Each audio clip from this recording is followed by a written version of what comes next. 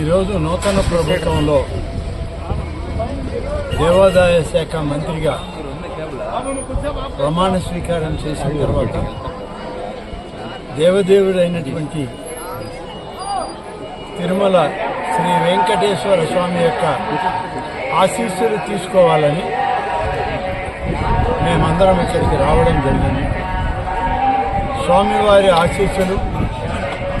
రాష్ట్ర ప్రభుత్వానికి,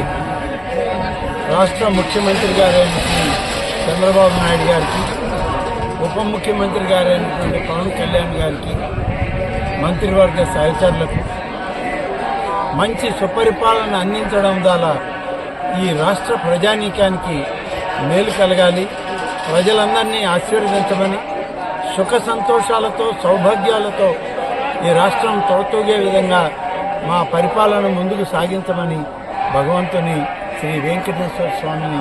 కోరుకోవడం జరిగింది.